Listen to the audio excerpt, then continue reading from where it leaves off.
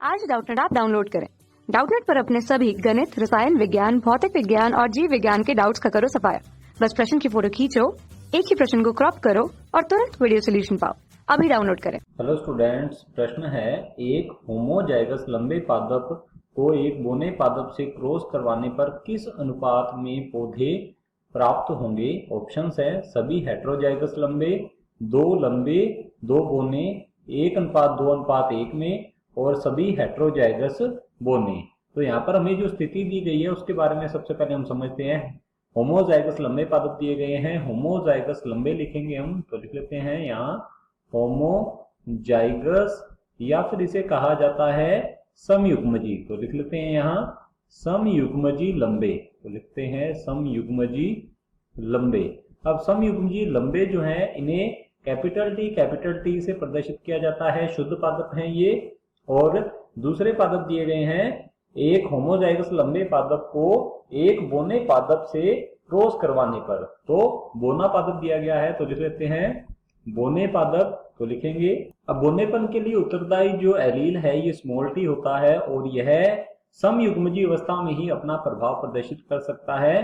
तो बोने पादप भी क्या होते हैं, ये समयुग्मजी होते हैं, तो लिख लेते हैं यहाँ ये भी समयुग्मजी हैं। और इसका जो जीन प्रारूप होगा वह होगा स्मॉल टी। तो इस प्रकार से हो गया।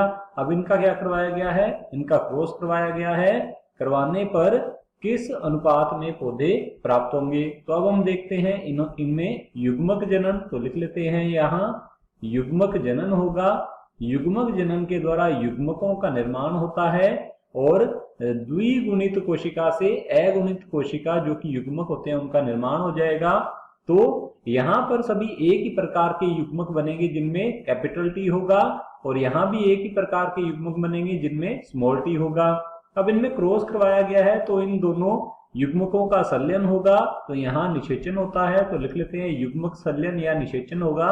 तो लिखते हैं जिससे आगे की ओर जो संतति होगी उसका जीनोटाइप जो है वह होगा कैपिटल टी स्मॉल टी, और ये होते हैं सारे के सारे विषम युग्मजी लंबे। तो लिख लेते हैं ये क्या होंगे, ये विषम युग्मजी लंबे होते हैं। तो यहाँ लिखेंगे विषम युग्मजी लंबे होते हैं, क्योंकि लंबेपन के लिए उत्तरदायी जो कारक जो एलील है कैपिटल टी ये प्रभावी होता है और स्मॉल टी जो है ये अप्रभावी होता है।